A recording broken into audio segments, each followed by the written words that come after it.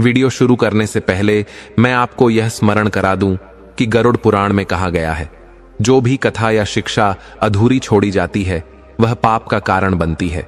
इसलिए इस कथा को अंत तक अवश्य सुने। यदि आप एक सच्चे सनातनी हैं और भगवान श्री राम में अटूट श्रद्धा रखते हैं तो कृपया अभी वीडियो को लाइक करें, चैनल को सब्सक्राइब करें और कमेंट में जय श्री राम लिखकर अपना समर्थन व्यक्त करें। तो आइए प्रिय दर्शकों, बिना किसी देरी के आरंभ करते हैं आज की प्रेरणादायक कथा। जगदीश जी एक बुजुर्ग व्यक्ति थे जिनकी जीवन यात्रा ईश्वर की लीला का एक अनुपम उदाहरण थी। वे सड़क किनारे बैठे बड़े ही श्रद्धा भाव से एक नन्हे बालक के जूते चमका रहे थे। उनकी उम्र ढल चुकी थी और उनके वस्त्र उनकी तपस्या की कहानी कह रहे थे। परमेश्वर की माया को कौन समझ सकता है। उसी समय हरिशंकर नाम का एक युवक वहां आया और उनके इस हाल को देखकर उपहास करने लगा। उसने कटाक्ष भरे शब्दों में कहा, बूढ़े, तेरी यही दशा रह गई है, लोगों के जूते चमकाकर पेट भर रहा है। अच्छा है, इसी बहाने 2 निवाले तो मिल जाएंगे। यह कहकर उसने एक बड़ा नोट दिखाते हुए कहा, ये ले, मेरे जूते साफ कर दे, बारिश में कीचड़ से खराब हो गए हैं। जगदीश जी ने सहज दृष्टि से उसकी ओर देखा, जैसे कोई संत अपने भक्त की परीक्षा ले रहा हो। हरिशंकर ने फिर चिल्लाकर कहा, सुनाई नहीं देता क्या, जल्दी कर। लेकिन तभी ईश्वरीय न्याय प्रकट हुआ। अचानक एक तेज थप्पड़ की गूंज ने हरिशंकर को चौंका दिया। उसने देखा कि एक पुलिस अधिकारी वहां खड़ा था, जिसके मुखमंडल पर धर्म का तेज स्पष्ट झलक रहा था। अधिकारी ने कठोर स्वर में कहा, तेरी हिम्मत कैसे हुई इस वृद्ध के साथ ऐसा व्यवहार करने की। हरिशंकर घबराते हुए बोला, इंस्पेक्टर साहब, आप गलत समझ रहे हैं, यह तो एक भिखारी है। अधिकारी ने पुनः क्रोध में आकर एक और थप्पड़ जड़ दिया और गरजते हुए कहा, जुबान संभाल कर बात कर, वरना जेल की हवा खानी पड़ेगी। इतने में अंदर से एक चिकित्सक बाहर आए और बोले, सर जल्दी चलिए, बैठक शुरू हो चुकी है, सभी आपका इंतजार कर रहे हैं। यह सुनकर हरिशंकर स्तब्ध रह गया। उसके मन में हजारों प्रश्न उमड़ने लगे। यह बैठक किस विषय की है और यह वृद्ध व्यक्ति कौन है। उधर जगदीश जी ईश्वरीय आदेश मानकर पुलिस अधिकारी के साथ भीतर चले गए। बैठक समाप्त होने के पश्चात जगदीश जी का मन अतीत की ओर चला गया। आकाश में मेघ घुमड़ रहे थे और उन्हें वह दिन याद आ गया जब उनकी जीवन यात्रा ने एक कठोर परीक्षा का सामना किया था। निरंतर बरसता पानी मानो उनके हृदय की वेदना को प्रकट कर रहा था। वे एक टीन की छत के नीचे खड़े थे, जो जगह जगह से टपक रही थी। उनकी आंखों की ज्योति जा चुकी थी और उनके पास एक पुराना झोला तथा लकड़ी की छड़ी थी, जिससे वे अपना संतुलन बनाए हुए थे। ठंड से कांपते हुए वे बारिश के थमने की प्रतीक्षा कर रहे थे। उसी समय एक बालक साइकिल पर वहां से गुजर रहा था। उसने उन्हें ठिठुरते देखा तो स्नेह भाव से अपनी साइकिल रोकी और उनके पास आकर बोला, बाबा जी, आप यहां क्यों खड़े हैं, क्या आपको घर जाना है। उस बालक की मासूमियत किसी देवदूत के समान प्रतीत हो रही थी। वर्षों से वे इस संसार में निराश्रित भटक रहे थे, किंतु किसी ने उनकी सुध नहीं ली थी। बच्चे के प्रेमपूर्ण शब्द सुनकर उनका हृदय भर आया।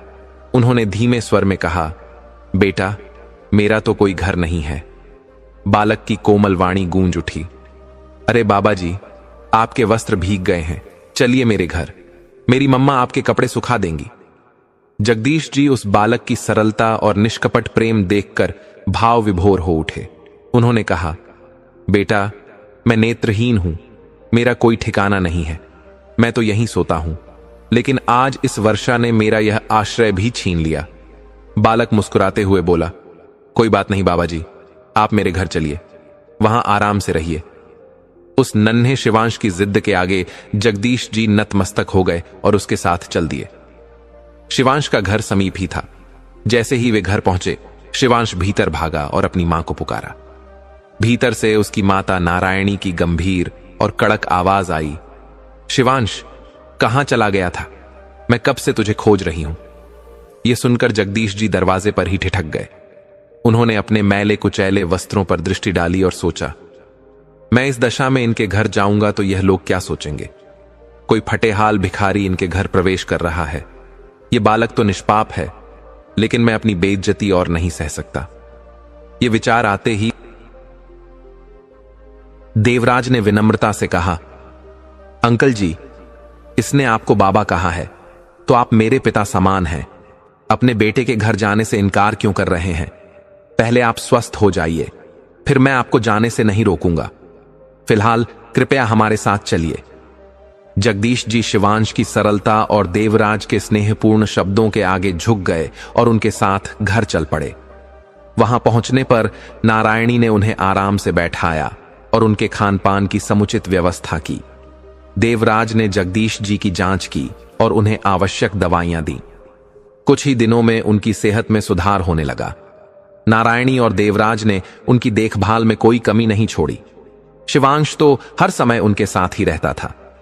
धीरे धीरे जगदीश जी पूरी तरह स्वस्थ हो गए। उचित पोषण और आराम से उनके चेहरे की रौनक लौट आई थी। एक दिन जगदीश जी ने कृतज्ञता से नारायणी और देवराज को धन्यवाद देते हुए कहा, बेटा, तुम लोगों ने मेरे लिए जो किया वह मैं जीवन भर नहीं भूल सकता। ईश्वर ने मुझे आप जैसे देवदूत भेजकर जीवन दान दिया है। नारायणी मुस्कुराकर बोली, अंकल जी, इसमें आभार की क्या आवश्यकता है? यह तो हमारा कर्तव्य है।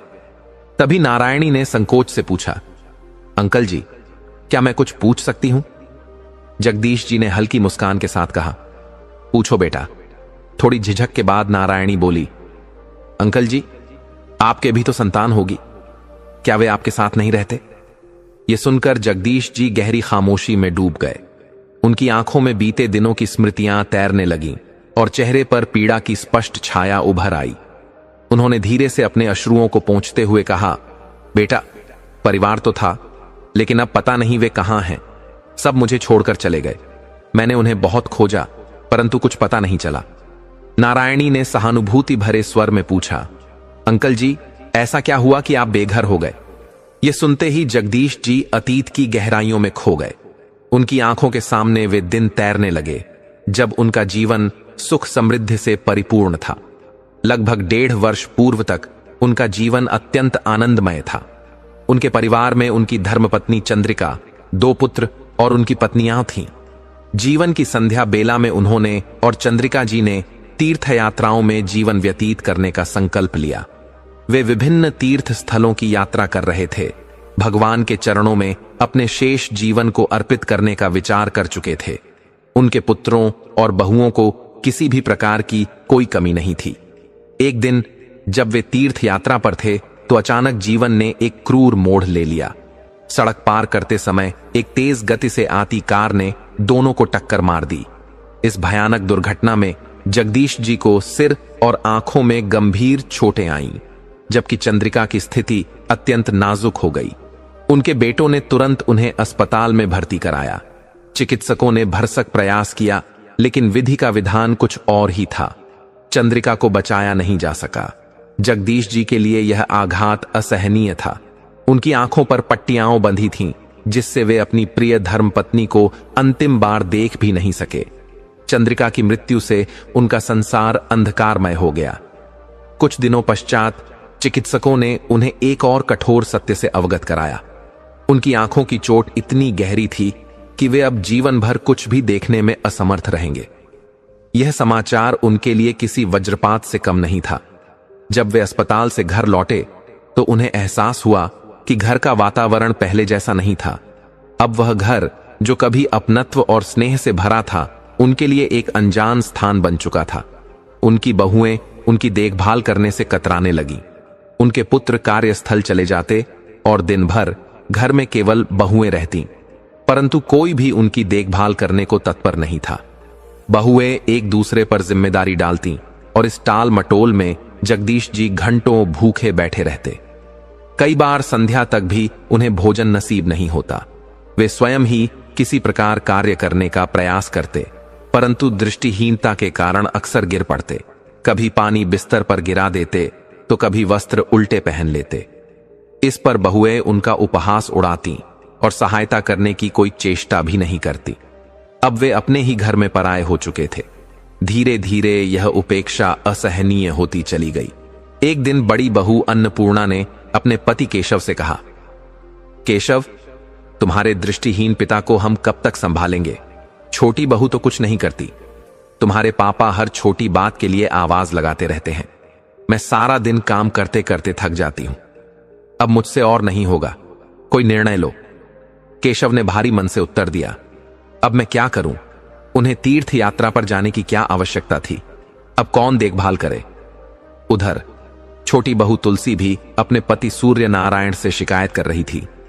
सूर्य नारायण, अपने पापा को कहीं छोड़ आओ या उनके लिए किसी सेवक का प्रबंध कर दो। मैं अब और नहीं कर सकती। दीदी सारा काम मुझ पर छोड़ देती है और मैं अकेले सब करते करते थक गई हूं। तुम्हारे पापा भी बहुत नखरे करते हैं। सूर्य नारायण ने गहरी चिंता प्रकट करते हुए कहा, तुलसी, यदि सेवक रखेंगे तो उसका खर्च हमें ही वहन करना पड़ेगा। बड़े भैया तो कोई सहयोग नहीं करेंगे, पूरा बोझ हम पर ही आ जाएगा।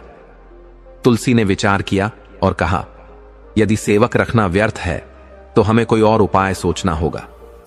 सूर्य नारायण ने सहमति जताते हुए कहा, चलो बड़े भैया भाभी से बात करते हैं। दोनों जाकर केशव और अन्नपूर्णा से मिले। तुलसी ने कहा, भैया, पापा की देखभाल अब कठिन हो रही है। मैं अकेले सब कुछ नहीं संभाल सकती, आप लोग भी कुछ निर्णय लें। केशव ने गंभीर स्वर में कहा, हम तो पहले ही परेशान हैं। सेवक रखना उचित रहेगा, मगर खर्च कौन उठाएगा? अन्नपूर्णा ने झुंझलाकर कहा, हम तो पैसा नहीं देंगे, हमारे पास इतना धन नहीं है। तुलसी ने भी सहमति में सिर हिलाते हुए कहा, हमारे पास भी कोई पैसों का पेड़ नहीं उगा है। काफी देर तक विचार विमर्श के बाद निर्णय हुआ कि सेवक का खर्च दोनों परिवार साझा करेंगे। कुछ दिनों बाद एक सेवक को रख लिया गया, परंतु जगदीश जी की कठिनाइयां समाप्त नहीं हुई। सेवक भी उनकी देखभाल में लापरवाही बरतने लगा। बहुएं अन्नपूर्णा और तुलसी उन्हें ताने मारने से नहीं चूकती थीं। प्रत्येक सुबह उनके कानों में तानों की गूंज उठती, यह बूढ़ा बैठा है, हमारी जिंदगी पर बोझ बना हुआ है, इसे शर्म भी नहीं आती। ये कटु वचन सुनकर जगदीश जी का मन भीतर तक आहत हो जाता, परंतु वे असहाय थे। अब वे पूरी तरह अपने ही घर में अजनबी बन चुके थे। न जाने यह कैसा समय था जब जिन्होंने जन्म लिया उन्हें सम्मान मिला, परंतु जिन्होंने जीवन के हर संघर्ष में अपने बच्चों का पालन पोषण किया, वे अपनों के बीच ही परायों की तरह रह गए। जगदीश जी का हृदय पीड़ा से भर उठा। उन्होंने न जाने कितनी बार भगवान से यही प्रार्थना की, हे प्रभु, अब मुझे अपने चरणों में स्थान दो। इस निर्मोही संसार में अब मेरे लिए कुछ नहीं बचा।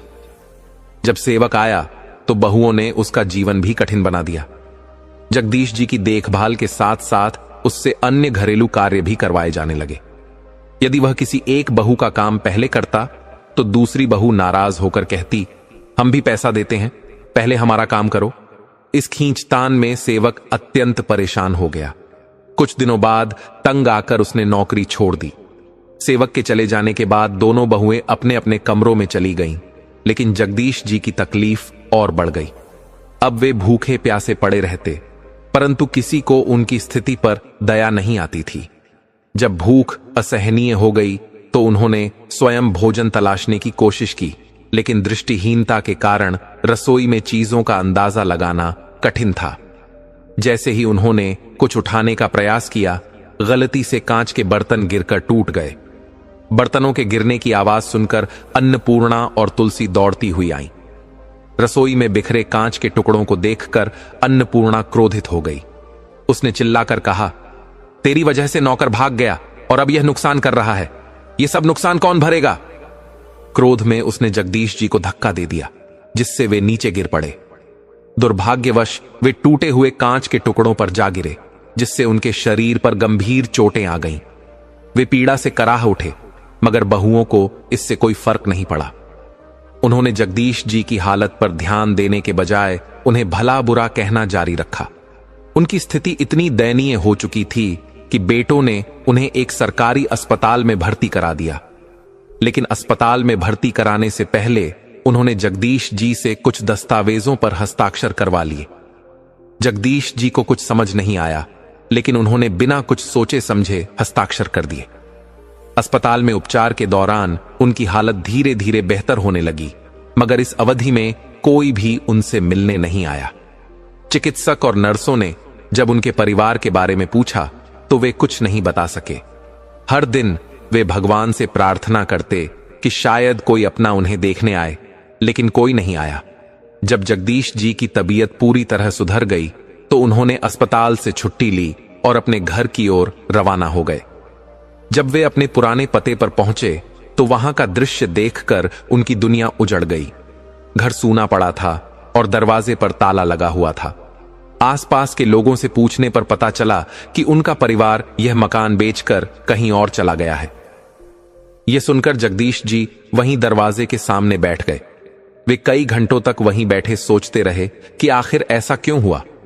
जब कोई उत्तर नहीं मिला तो वे धीरे धीरे उठे और समीप के एक मंदिर में चले गए। अब उनकी जिंदगी का हर दिन ईश्वर की आराधना करने और अपने परिवार के लौटने की प्रतीक्षा में बीतने लगा, लेकिन कोई वापस नहीं आया। इस मार्मिक कहानी को सुनकर नारायणी की आंखों में आंसू छलक आए। वह बोली, अंकल जी, आपके साथ बहुत अन्याय हुआ है। ऐसी संतानें कैसे हो सकती हैं जो अपने पिता का भी ख्याल न रख सकें? जगदीश जी ने गहरी सांस लेते हुए कहा, बेटा, सब तुम्हारी तरह नहीं होते। मैंने भी अपने बच्चों को अच्छे संस्कार देने की पूरी कोशिश की थी, लेकिन अब समझ नहीं आता कि दोष किसे दूं। किस्मत को, खुद को, बच्चों को या अपने ही संस्कारों को। शायद यह सब मेरी ही नियति में लिखा था। यह कहते हुए उनकी आंखों से आंसू बहने लगे। शिवांश, जो पास खड़ा था, उनके आंसू पोंछते हुए बोला, बाबा, आप रोइए मत। अब हम आपके अपने हैं, आपको कहीं जाने की जरूरत नहीं है। जगदीश जी ने उस मासूम बालक को स्नेह भरी दृष्टि से देखा और मन ही मन सोचा, इतना अपनापन तो मुझे मेरे अपनों ने भी नहीं दिया, लेकिन यह अनजान परिवार मुझे अपना मानकर इतना कर रहा है। एक दिन देवराज ने जगदीश जी के पास आकर कहा, अंकल जी, पास में एक नेत्र चिकित्सा शिविर आयोजित किया गया है। वहां आपकी आंखों की जांच करवाई जा सकती है। हो सकता है कि कोई उपचार संभव हो और आप फिर से देख सकें। क्या पता भगवान ने आपके लिए कोई मार्ग खोल दिया हो। जगदीश जी ने उदास स्वर में कहा, नहीं बेटा, डॉक्टर पहले ही मना कर चुके हैं। अब तुम भी यह छोड़ दो। तुम लोगों ने मेरे लिए इतना किया है, यही मेरे लिए बहुत है। इस इलाज में बेकार धन खर्च होगा और शायद कोई लाभ भी ना हो। देवराज ने मुस्कुराते हुए कहा, अरे नहीं अंकल जी, इसमें ज्यादा खर्चा नहीं होगा। यह शिविर गरीबों के लिए निःशुल्क लगाया गया है। एक बार प्रयास करने में क्या हानि है। एक समय की बात है जब देवराज ने अपने एक परम मित्र के सुझाव से वह धनराशि जो उनके हाथ लगी थी उसे निवेश करने का निर्णय लिया। उन्होंने संकल्प लिया कि यह धन कोई साधारण प्रयोजन हेतु नहीं, अपितु समाज के कल्याण हेतु प्रयोग होगा। 6 माह के भीतर ही ईश्वर की कृपा से शेयर बाजार में उन्हें अप्रत्याशित लाभ हुआ, जिससे उनकी पूंजी कई गुना बढ़ गई। इस अद्भुत आशीर्वाद से प्रेरित होकर उन्होंने शीघ्र ही अस्पताल निर्माण का कार्य आरंभ कर दिया। निर्माण कार्य जैसे जैसे आगे बढ़ा, वैसे वैसे आवश्यकताओं की पूर्ति के लिए अधिक धन की आवश्यकता पड़ी। तब जगदीश जी, जो वृद्ध किंतु आस्था से परिपूर्ण थे, आगे आए। उन्होंने अपनी पुरानी हीरे की अंगूठी और स्वर्ण चयन को प्रेम पूर्वक देवराज को सौंपते हुए कहा, पुत्र, इन वस्तुओं का मेरे जीवन में अब कोई मोल नहीं है। यदि यह किसी शुभ कार्य में लगेंगी तो मुझे परम संतोष मिलेगा।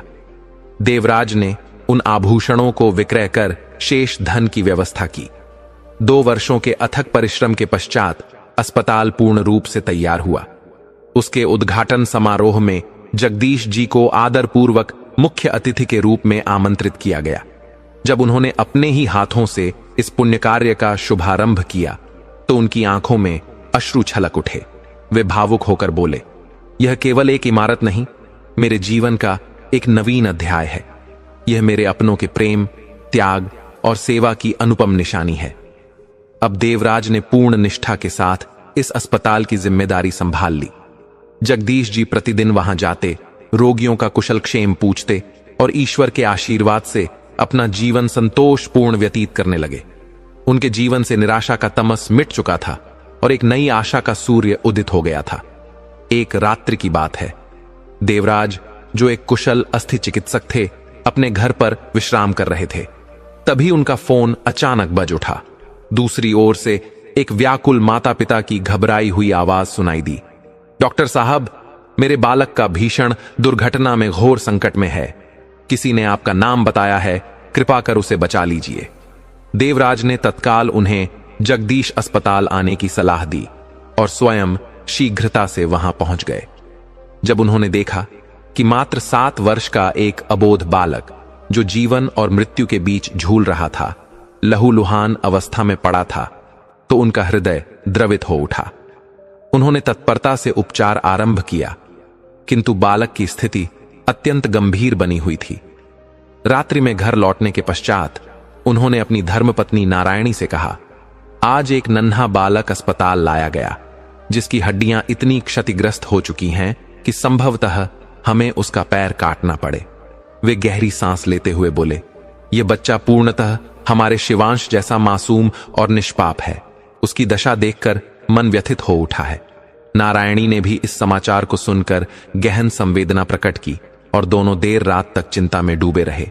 प्रातःकाल देवराज ने जगदीश जी से कहा, अंकल जी, आज आपकी नियमित चिकित्सा जांच भी होनी है और कुछ विशिष्ट लोग भी आपसे भेंट करने आ रहे हैं। जगदीश जी प्रसन्नतापूर्वक तैयार हो गए, क्योंकि वे अब अपनी ही आंखों से उस अस्पताल को देख सकते थे जो कभी उनके स्वप्न का एक अंश था। अस्पताल में अधिकारियों से चर्चा के उपरांत जब वे बाहर निकले तो देखा कि देवराज किसी कक्ष की ओर अत्यंत शीघ्रता से बढ़ रहे थे। वे भी उनके पीछे चल दिए। कक्ष में पहुंचकर उन्होंने देखा कि एक छोटा बालक जीवनहीन सा शैया पर पड़ा हुआ था। उसके माता पिता अश्रुपूरित नयनों से डॉक्टरों से अपने पुत्र को बचाने की विनती कर रहे थे। जगदीश जी जब उन माता पिता पर दृष्टिपात किया तो वे हतप्रभ रह गए। वे कोई और नहीं अपितु उनके ही पुत्र केशव और बहू अन्नपूर्णा थे। वर्षों बाद अपने पुत्र और पौत्र को इस दयनीय अवस्था में देखकर उनका अंतर्मन विचलित हो उठा। केशव अपने पिता को देखकर विस्मय में पड़ गया। वह सोचने लगा, पिताजी की आंखें कैसे ठीक हो गईं और वे इतने बड़े अस्पताल में क्या कर रहे हैं। उसने घबराए स्वर में डॉक्टर से प्रार्थना की, डॉक्टर साहब, कृपया मेरे बेटे को बचा लीजिए। देवराज ने गंभीरता से जांच के उपरांत कहा, संक्रमण बहुत फैल चुका है। अब हमें इस बालक का पैर काटना ही होगा, अन्यथा उसकी प्राण रक्षा संभव नहीं होगी। यह सुनते ही अन्नपूर्णा के अश्रु निरंतर बहने लगे। जब डॉक्टरों ने तमाम प्रयासों के बाद यह निर्णय सुना दिया कि बालक का पैर काटना अनिवार्य है, तो वह हृदय से टूट गई। इसी बीच जगदीश जी ने अतीत की स्मृतियों को पुनः अनुभव किया।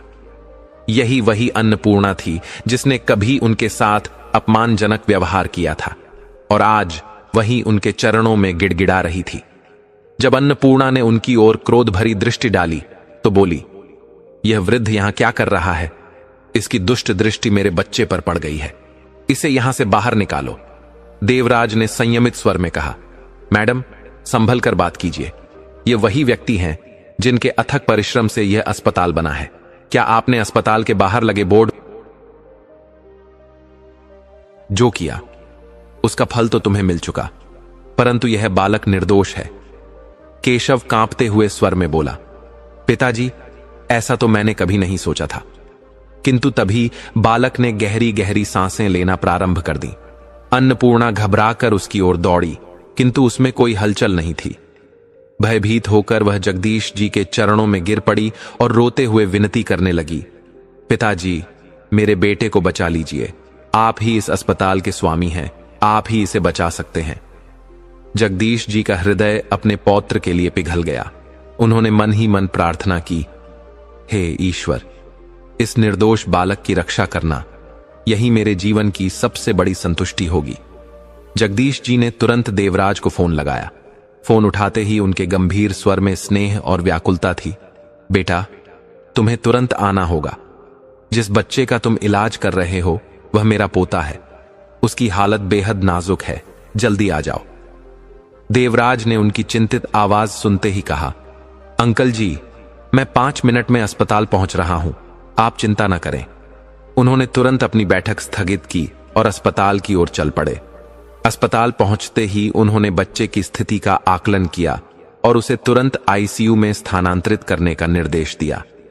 मेडिकल स्टाफ पूरी तत्परता से कार्य में जुट गया। बारीकी से निरीक्षण करने के बाद देवराज ने गहरी सांस लेते हुए कहा, संक्रमण बहुत तेजी से फैल चुका है। यदि अभी सर्जरी नहीं की गई तो उसकी जान को खतरा हो सकता है। हमें तुरंत ऑपरेशन करना होगा। अन्नपूर्णा और केशव ने एक दूसरे की ओर देखा। उनकी आंखों में भय और असहायता झलक रही थी। अन्नपूर्णा रोते हुए बोली, डॉक्टर साहब, कृपया कुछ भी कीजिए, लेकिन मेरे बेटे को बचा लीजिए। मैं उसके जीवन के लिए कुछ भी करने को तैयार हूं। सर्जरी शुरू हो गई। बाहर खड़े केशव और अन्नपूर्णा व्याकुलता से भगवान से प्रार्थना कर रहे थे। दोनों की नजरें जगदीश जी की ओर गईं, जिन्होंने मौन साध रखा था। वे अब तक अपने बेटे और बहू के व्यवहार को याद कर रहे थे, लेकिन उनका मन पोते के लिए व्याकुल था। अन्नपूर्णा हाथ जोड़कर रो पड़ी, पापा जी, मुझसे बहुत बड़ी गलती हो गई। मैंने आपको कितना दुख पहुंचाया, इसका एहसास आज हो रहा है। कृपया मुझे क्षमा कर दीजिए। मैं बहुत बड़ी अपराधिनी हूं। केशव ने भी झुके सिर और नम आंखों से कहा, पापा, अगर आज आप न होते तो हमारा बेटा शायद बच नहीं पाता। हमें नहीं पता था कि हमारी जिंदगी में ऐसा भी दिन आएगा। कृपया हमें माफ कर दीजिए। जगदीश जी चुपचाप खड़े रहे। उन्होंने कुछ नहीं कहा, बस अपनी आंखें अपने पोते पर टिकाए रखीं और भीतर ही भीतर ईश्वर से उसकी रक्षा के लिए प्रार्थना करने लगे। कुछ देर बाद ऑपरेशन थिएटर का दरवाजा खुला और डॉक्टर देवराज बाहर आए। वे हल्की मुस्कान के साथ बोले, आपका बेटा अब खतरे से बाहर है। हालांकि हमें उसका एक पैर हटाना पड़ा, लेकिन हमने उसकी जान बचा ली है। यह सुनते ही अन्नपूर्णा और केशव की आंखों में राहत के आंसू छलक पड़े। वे दौड़कर जगदीश जी के पास आए और उनके चरणों में गिर गए। अन्नपूर्णा फूट फूट कर रोते हुए बोली, पापा, आपने आज साबित कर दिया कि आप हमसे कहीं बड़े इंसान हैं। आपने हमारी इतनी गलतियों को भुलाकर हमारे बच्चे की जान बचाई। हम आपकी यह उदारता कभी नहीं भूल पाएंगे। जगदीश जी ने उन्हें सहारा देकर उठाते हुए कहा, मैंने यह सब अपने पोते के लिए किया है। उसे अपने जीवन को पूरी तरह से जीने का अधिकार है। केशव और अन्नपूर्णा ने वादा किया कि वे अपनी गलतियों को सुधारने की हर संभव कोशिश करेंगे। जगदीश जी की आंखों में संतोष की चमक थी। उनके पोते का जीवन सुरक्षित हो गया था और परिवार में दूरियों की जगह अब नजदीकियों के नए बीज अंकुरित हो रहे थे। केशव और अन्नपूर्णा ने डॉक्टर देवराज को धन्यवाद दिया, लेकिन देवराज ने हाथ जोड़ते हुए कहा, मुझे नहीं, उनका आभार व्यक्त कीजिए, जिनकी वजह से यह सब संभव हो सका। यदि जगदीश जी ने समय पर मुझे नहीं बुलाया होता तो हम यह सब नहीं कर पाते। केशव और अन्नपूर्णा शर्मिंदगी और पछतावे से भरे हुए जगदीश जी की ओर मुड़े। उनकी आंखों में पश्चाताप के आंसू थे। तभी पीछे से एक आवाज आई, भैया, मुझे माफ करना, मैं तुम्हारा फोन नहीं उठा सका। यह हरेंद्र था, जो अपनी पत्नी तुलसी के साथ अस्पताल पहुंचा था। जैसे ही उसकी नजर जगदीश जी पर पड़ी, वह ठिठक गया। उसकी आंखें अविश्वास से फैल गईं और तुलसी भी चकित होकर अपने ससुर को देखने लगी। केशव गुस्से में हरेंद्र की ओर बढ़ा और बोला, मुझे पता है कि तुमने फोन क्यों नहीं उठाया। तुम्हें लगा होगा कि मैं पैसों के लिए फोन कर रहा हूं। देखो, आज वही पिता जिन्हें हमने घर से निकाल दिया था, वही हमारी मदद के लिए आगे आए और मेरे बेटे की जान बचा ली।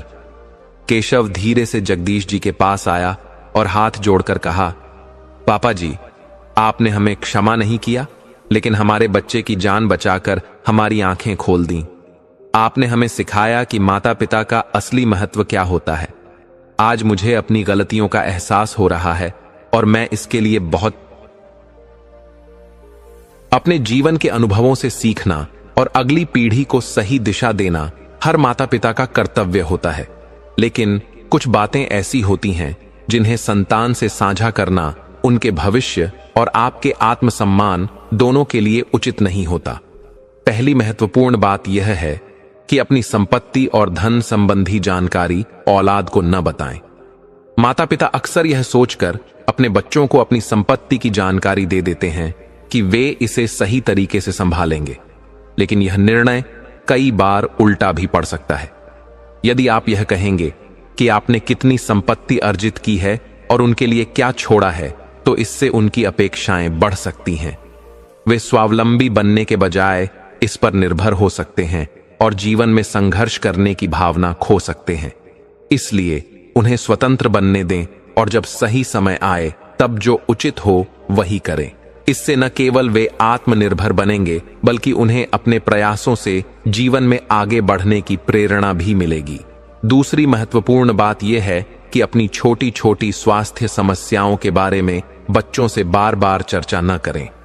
बढ़ती उम्र के साथ कई स्वास्थ्य संबंधी समस्याएं आती हैं, लेकिन यदि आप हर छोटी परेशानी को बार बार अपनी संतान के सामने रखेंगे तो यह उन्हें अनावश्यक चिंता में डाल सकता है।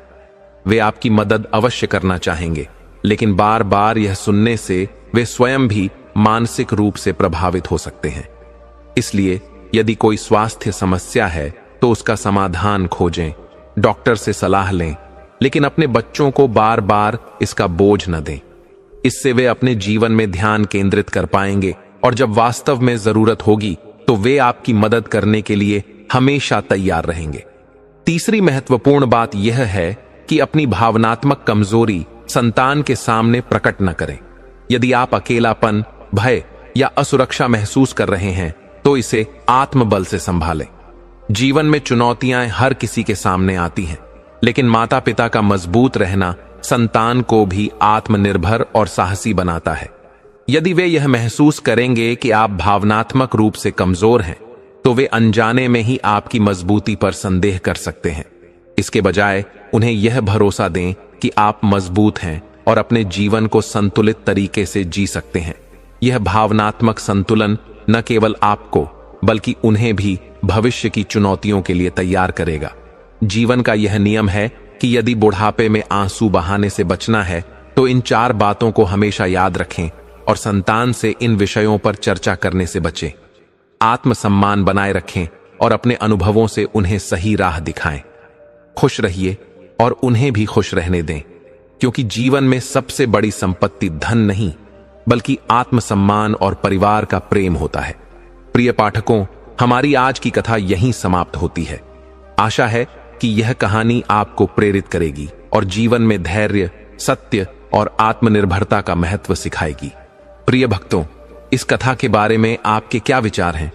कृपया अपनी अनमोल राय हमें कमेंट बॉक्स में जरूर बताएं।